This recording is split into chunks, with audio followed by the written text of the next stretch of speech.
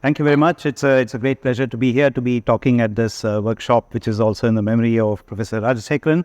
I'm going to be talking about some research that we have carried out and also present the results. And in the spirit of today's era of management, we actually have deliverables in the form of several codes which are now published and available for the public. One of the people who has been instrumental in the development of this work, my former student Ratan Sarkar, who's a postdoc here.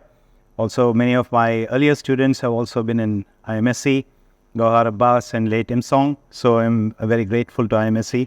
Very pleased to be here with all this great facilities, also the refurbished guest house. Pleasure to be back. Okay, so let me now talk about a couple of different things. Most of the considerations here are elementary in the sense that these are things that one can explain to anybody who's had an education up to final year BSc or even first year MSc. But we have to put all these things together in order to get a hang of what is going on with Feynman integral evaluations and also hypergeometric function theory, which is often taught first year MSc or a little later. But the interaction is quite complicated. And as we started our researches, we discovered that many of the implementations in Mathematica or any other kind of package is highly inadequate. So that's the reason. That's the reason why we had to actually generate many of these packages, which are now published. As a representative of some of the packages that we have written, I'll be talking about three recent ones.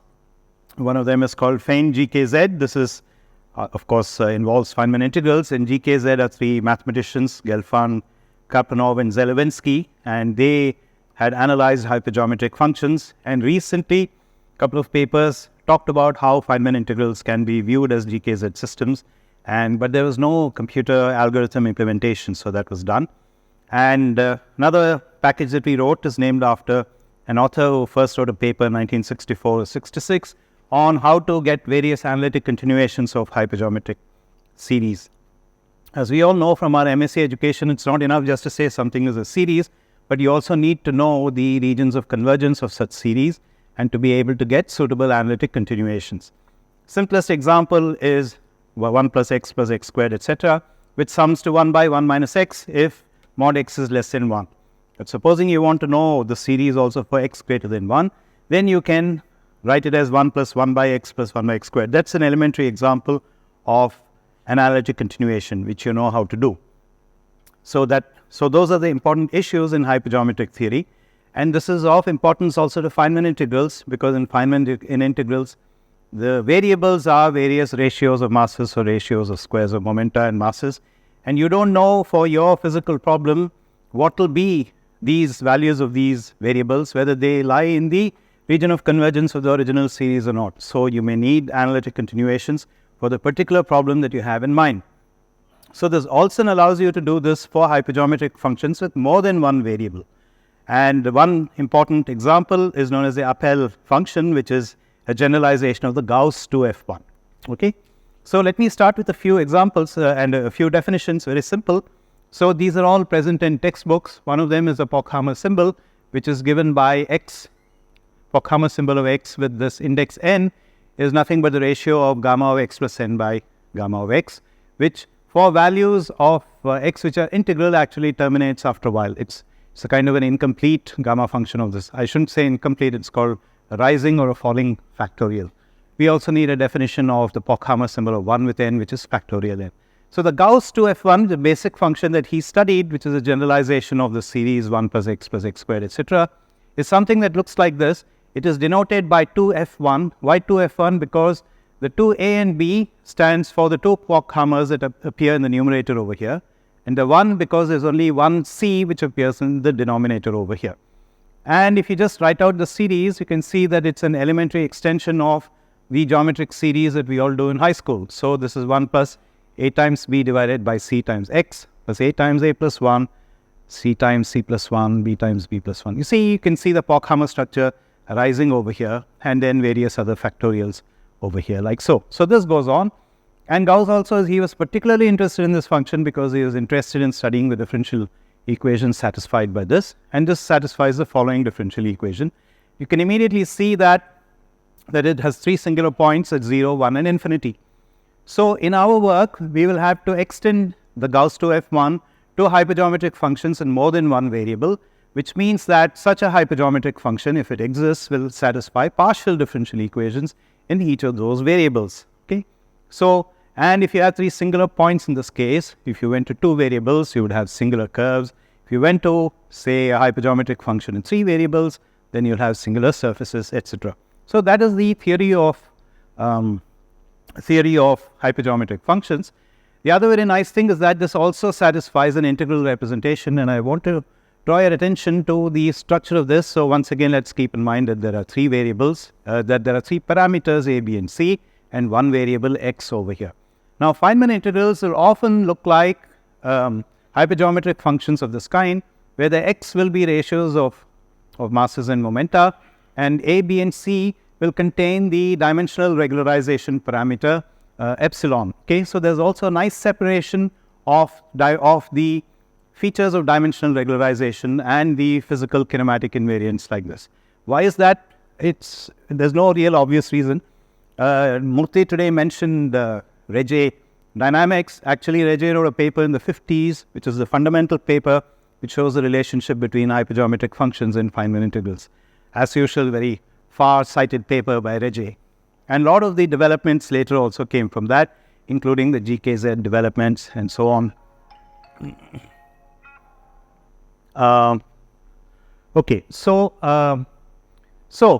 So here let me again introduce some more definitions which are not very important, but this integral representation is very important for us. I would like you to observe that this a, b, and c, the parameters appear as exponents over here, and then there is a dummy variable of integration t.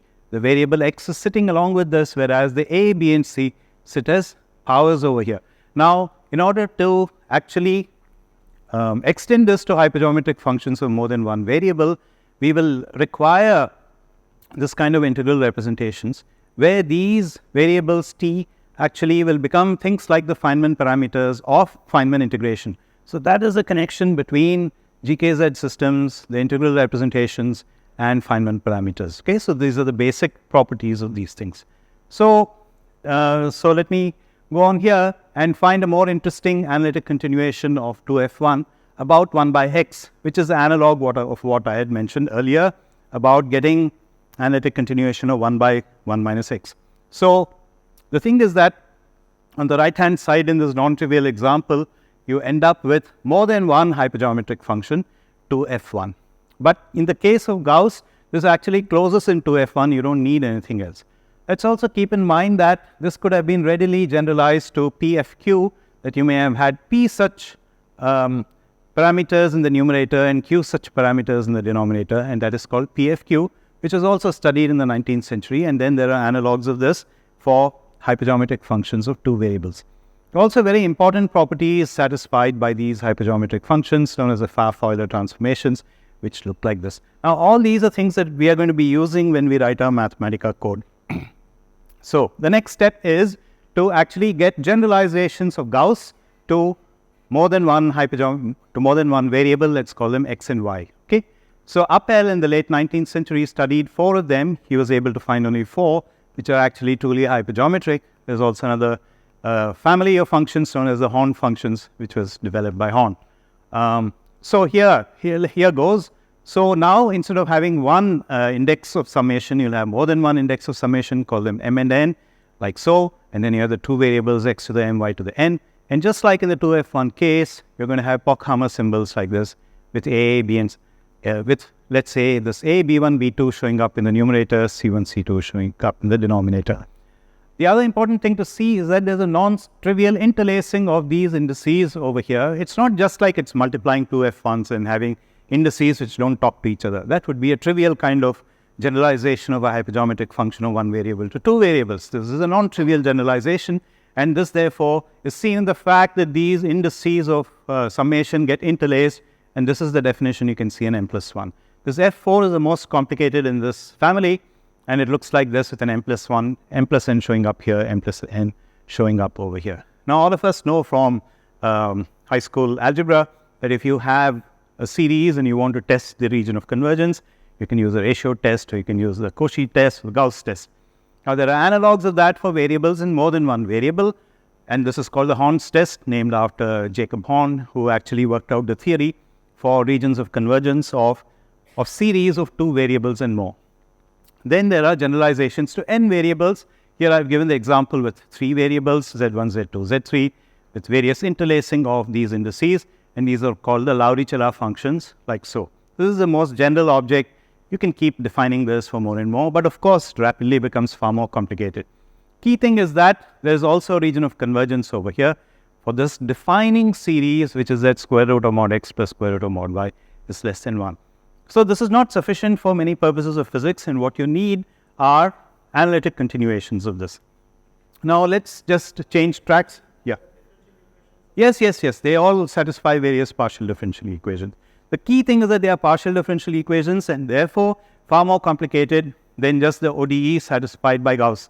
The GKZ people are the ones who studied the partial differential equations associated with this, but in analogy to the ordinary differential equations satisfied by Gauss.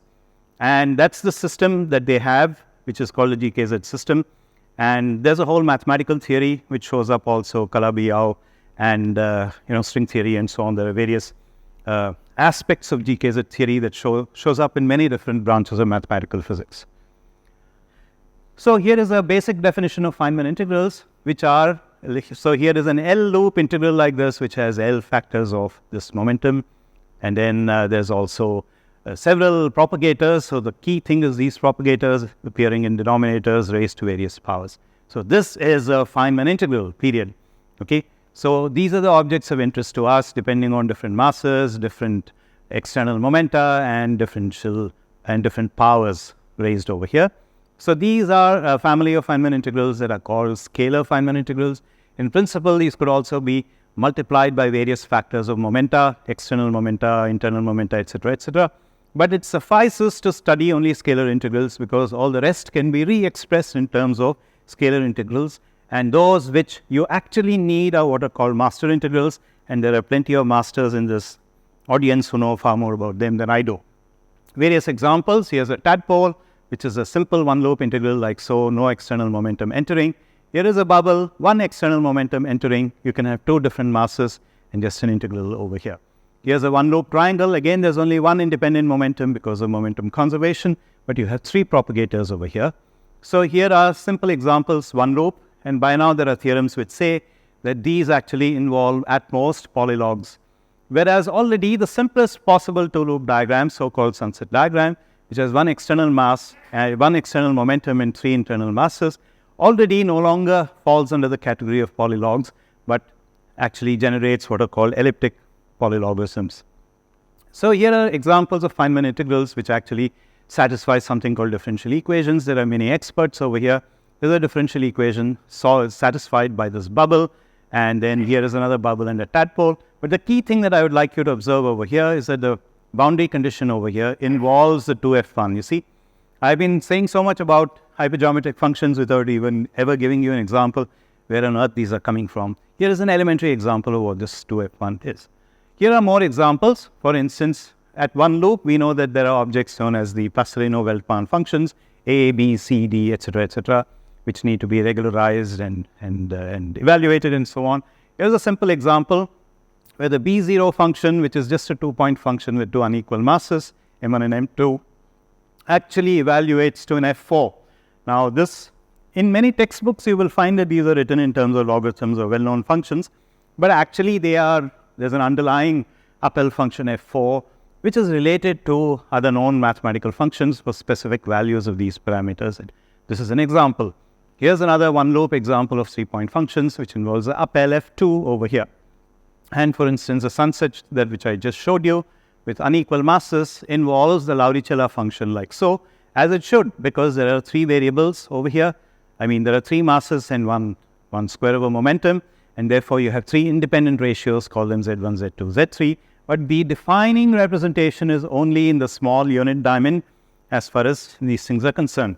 So, for instance, if your kinematic configuration corresponds to this red spot over here, your defining diamond is only this golden thing object over here, and the series cannot be used to evaluate your object, which is this red point. So in order to go there, you actually have to have an analytic continuation of the F2 using various techniques, analogous to what I had shown for the 2F1. Of course, it's far more complicated, and so you need algorithms to do that, and that is one of the things that we achieve.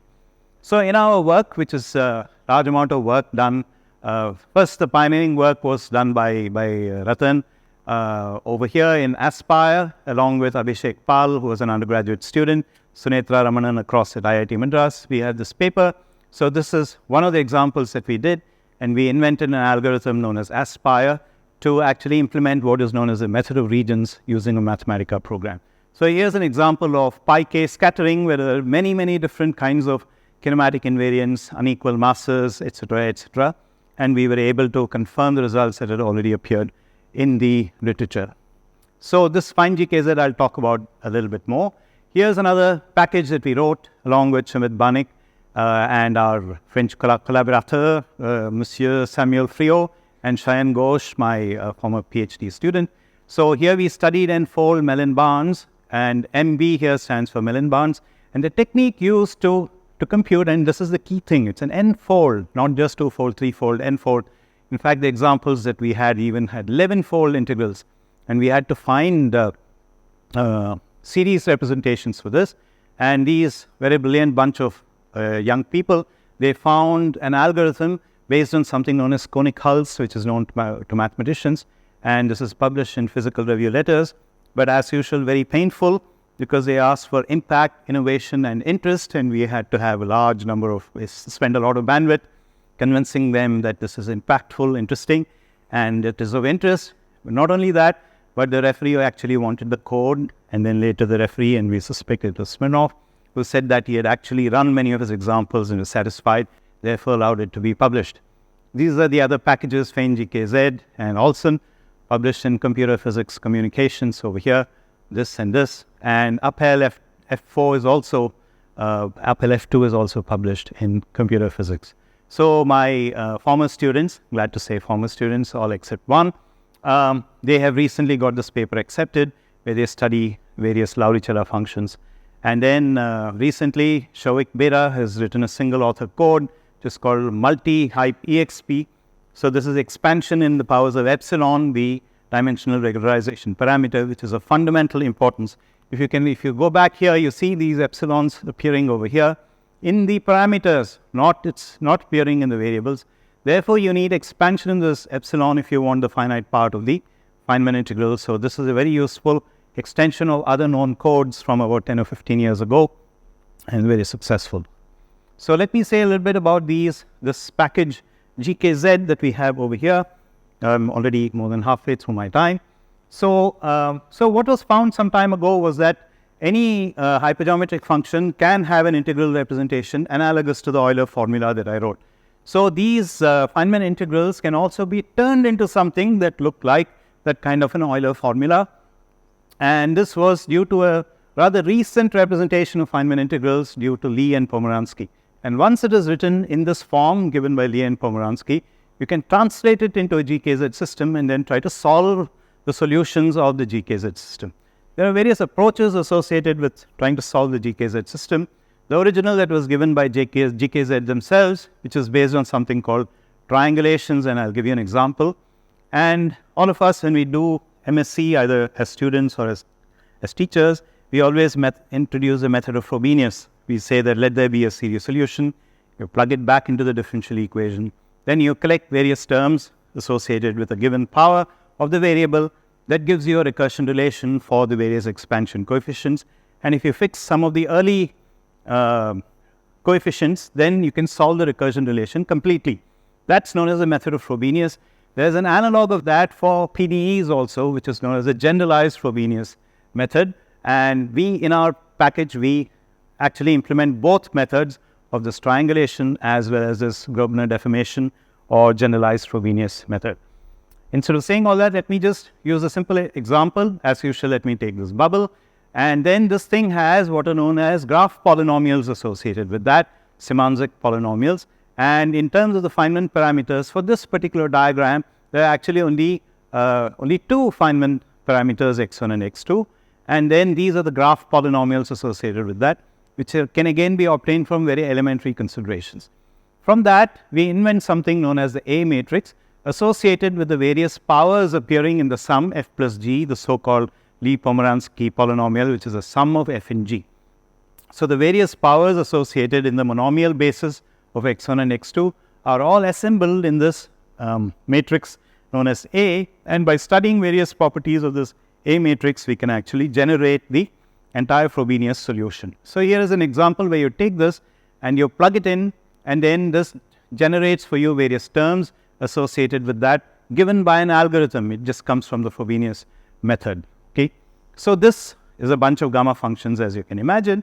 Then you take this output and then you feed it into the other package that we have written, which is known as Olson, and then what that does is it resums this and expresses it in terms of the hypergeometric functions. In this case, they turn out to be some of the Horn functions H3, H3, and one of the G1. This is all very beautiful, how such a thing actually all hangs together, and it's also amenable to treatment on suitable Mathematica packages.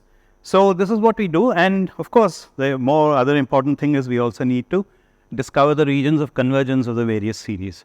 So that is what we have done over there. It's a complete package that you can download and use, and it's very user friendly, and I think it can be of great use to people who use this, not necessarily in Feynman integral methods, any kind of mathematical physicist who's studying these properties.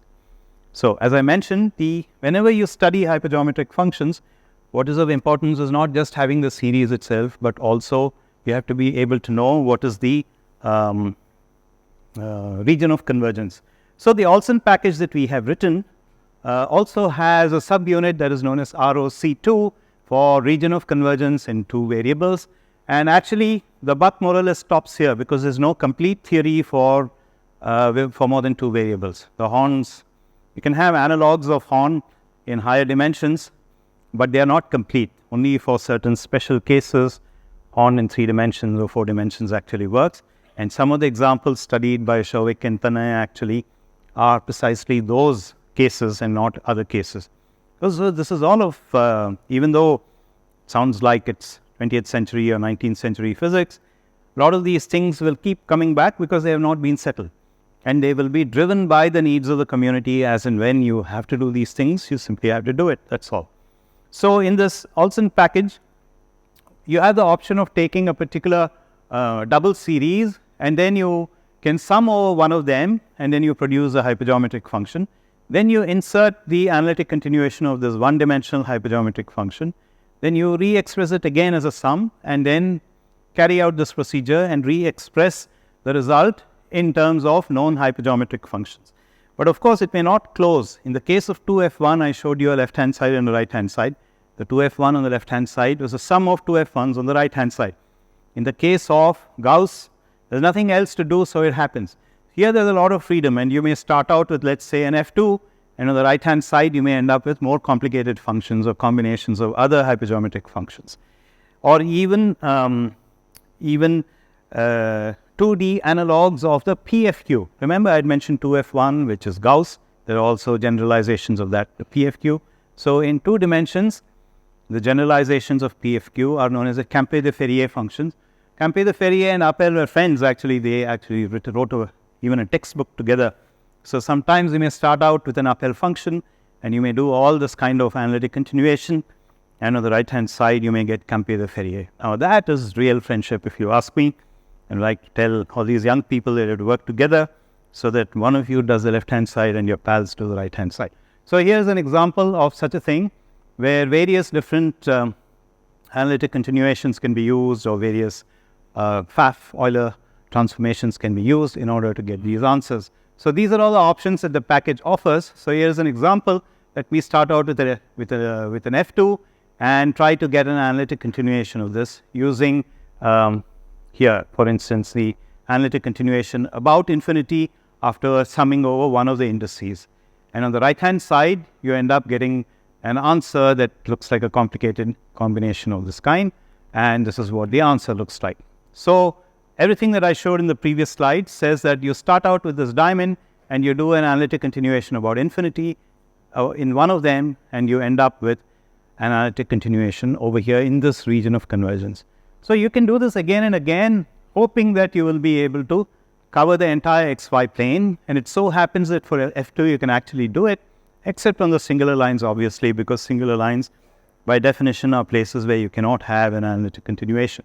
So this is a complete package which has been published in computer physics communications. We are also joined with Oleg Marichev, who's a very well-known Russian mathematician who's now been working for Mathematica for over 20 years. He also joined us in this.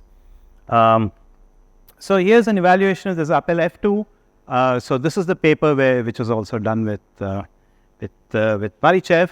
So here what we have done now, it's very strange that the Mathematica implementations and Maple implementations of Appel F2 actually don't give the correct answer for many different values of the variables. That's the reason why we had to do this.